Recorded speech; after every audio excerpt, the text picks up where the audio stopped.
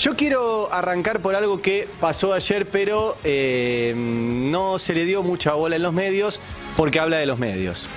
Ayer la Corte Suprema no solo firmó un fallo del cual ya hablamos, donde se excedió absolutamente el caso San Juan para decir que si no le gusta una constitución provincial le va a pasar por encima, cosa que es una real barbaridad contra el federalismo en la República Argentina, sino que también le hizo un nuevo favor al Grupo Clarín.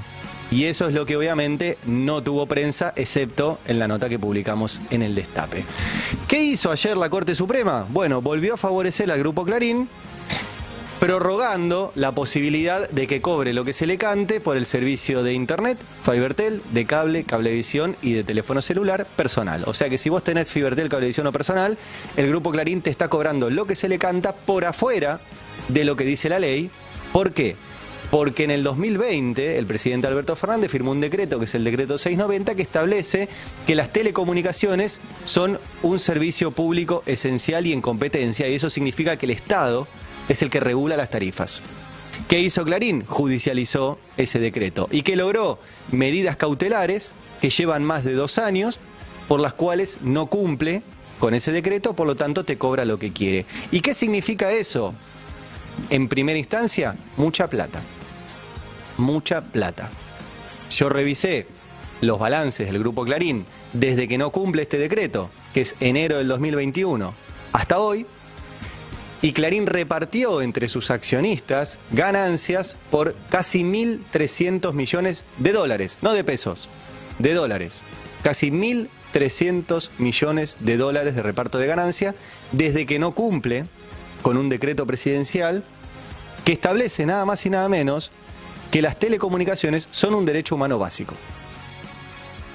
Las telecomunicaciones, así como el agua, como la luz, como la comida, como todo lo que nosotros consideramos derecho humano, las telecomunicaciones hoy en día son un derecho humano básico. Ninguno de nosotros puede vivir sin eso. Ahora, ¿cómo lo trata Clarín? Como una mercancía al alcance de quien la pueda pagar. ¿Y cómo lo trata la Corte Suprema? Como una mercancía al alcance del que lo pueda pagar. Y los derechos humanos no son mercancías, son justamente derechos humanos. ¿Qué te muestra esto?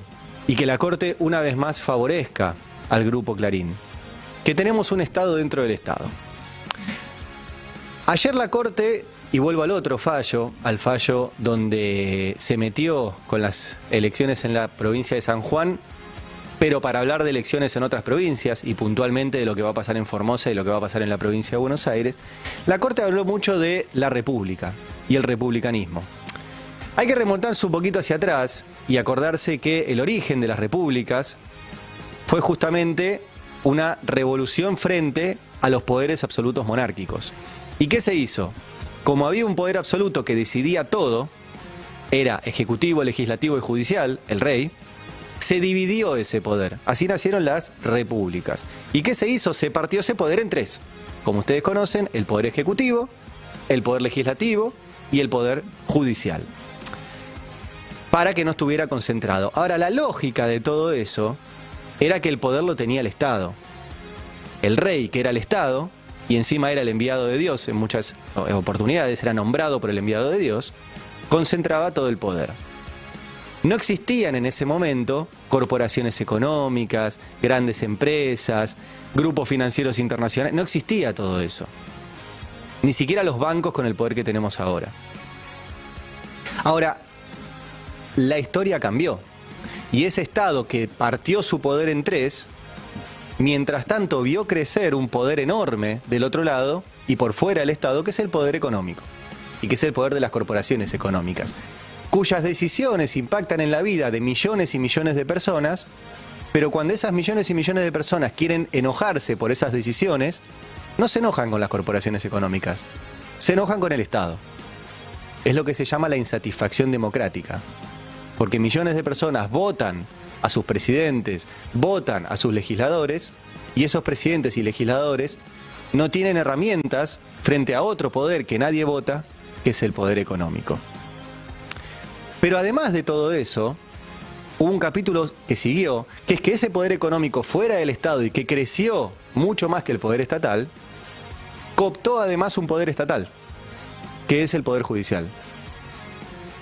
O sea que tienen más poder que el Estado y encima se quedaron con un pedazo importante del poder estatal, que es el Poder Judicial.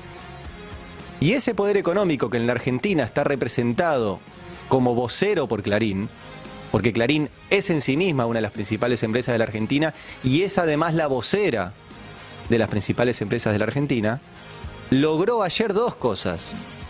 Una nueva demostración de que el Poder Judicial está sometido a garantizarle ganancias económicas extraordinarias al Grupo Clarín.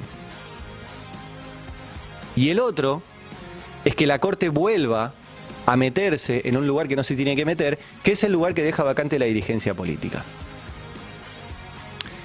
¿Por qué deja vacante la dirigencia política ese lugar? Bueno, hay muchas explicaciones, entre otras cosas por la persecución judicial.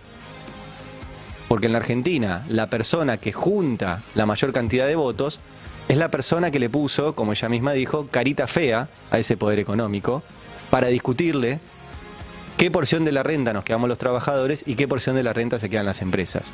No les puso carita fea para implantar el comunismo en la Argentina. Simplemente les puso carita fea para decirle, no tengan esta rentabilidad extraordinaria.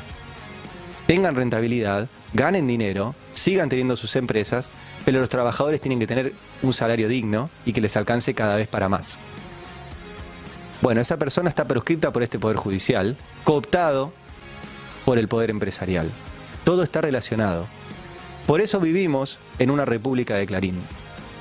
Clarín se ha transformado en un Estado dentro del Estado, que representa al poder económico, que ha cooptado al Poder Judicial y que a través de esa cooptación logra proscribir a quien tenga un proyecto económico, no que no convenga, sino que simplemente ponga en discusión la rentabilidad empresaria y además, mientras tanto, le garantice su rentabilidad para que no pueda el Estado controlar lo que te cobra por internet, por cable y por celular.